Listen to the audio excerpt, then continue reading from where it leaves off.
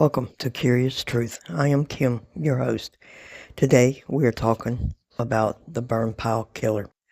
Melanie was married to Gary for 38 years. They have 4 children together, 2 boys and 2 girls. All of their children live outside of the home except one. Melanie is a tiny, short, little lady, only weighing 120 pounds. Her husband Gary was a tall man at 6 foot 5 inches and weighed 300 pounds. He was a prominent real estate attorney. They lived on a beautiful farm of 10 acres with horses, dogs, and goats. They shared the home but lived in separate rooms of the house. Melanie kept her home very clean. People said from a scale of 1 to 10, her home was a 10.5 as far as cleanliness. Melanie could and did have everything she could ever want except her husband's money for herself and the man she truly loved. She had cheated on Gary 2 times within their marriage. There were 3 different scenarios that could have happened in this tragic event that took place on July 3rd, 4th, or 5th in 2018. Gary would end up with 1 bullet lodged in one of his ribs and burned on the burn pile beyond recognition. The only thing left was mostly bones. Gary stopped responding to emails on July 4th. The exact date of his death was undetermined. His body was found on July 5th, 2018. The first scenario was that Melanie shot Gary in the basement, then dragged his body to the burn pile, which is about 25 feet, if not more, from the house. She then put his body on the burn pile, keeping the fire going until there was nothing left of Gary but bones. She then got rid of the evidence, her clothes, any blood that there was, somehow got rid of the gun and residue on her hands, and got rid of the drag marks in the ground from the house to the burn pile. Or maybe she didn't have to drag him at all. Maybe he was already standing by the burn pile. She shot him there and he fell over onto the burn pile. She then placed the spent shell casing from the gun on the floor of the basement to make it look like it had him. He had been shot inside. Then went around and cleaned up any evidence. But how could this little lady do all this by herself? Did she have the strength to? The second scenario is that their son that lived on the property did it. He killed his father, the father that gave him money, that was still supporting him financially, the father that let him live on the property for free.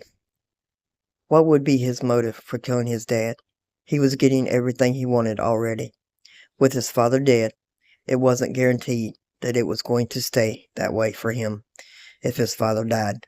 The third scenario was that Melody had help from her boyfriend, her lover, Rusty.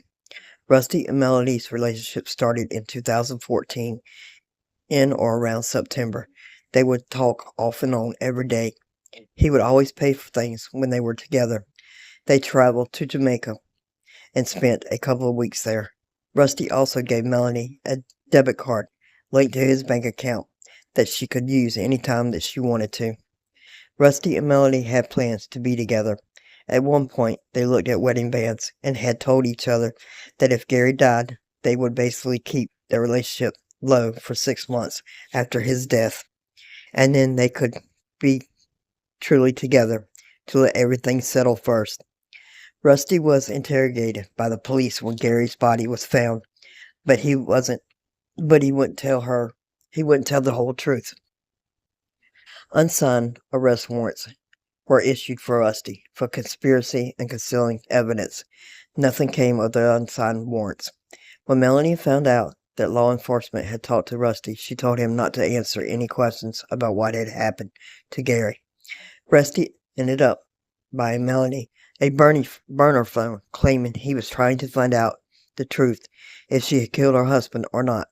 He told law enforcement and agreed to record her, but Rusty told Melanie that she was being recorded. He ended up buying her another burner phone so that they could talk about the case. The police had her regular phone and her first burner phones tapped. Melanie was arrested on June 18, 2019 for the murder of her husband. While in jail, her and Rusty continued talking. Rusty said he was the one that drove Melanie to the police to turn herself in. Police recovered the 2 guns in Rusty's truck. One was a .357 and the other was a .40 caliber Glock. The investigators were given the .357, but it was not identified as the gun that shot Gary. The bullet that was found in Gary's rib was a .38 caliber bullet. Rusty said that at the time of the murder, on the 3rd, 4th, and 5th, he was running errands and had receipts to prove it.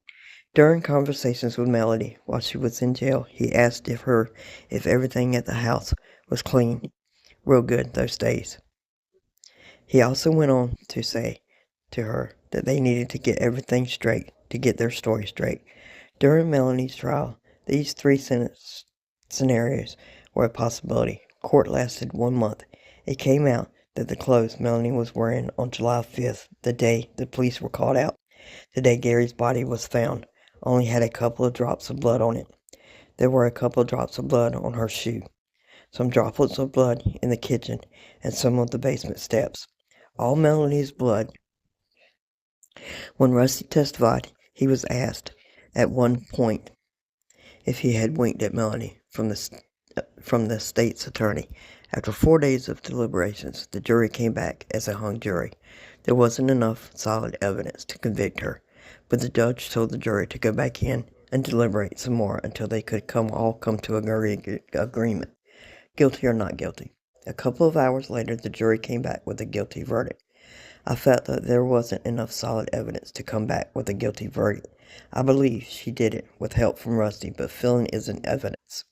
They should have had a mistrial and went back, found more evidence, and retried her. This case left a lot of unanswered questions. Rusty, as of today, hasn't been charged with anything. To watch the trial, go to Court TV or Law and Crime. What's your opinion? Do you think Melanie did it alone? Had help? Or do you think the son did it? Leave a comment below and don't forget to hit the like button, subscribe. It's free. Thank you for watching Curious Truth. See you on the next one.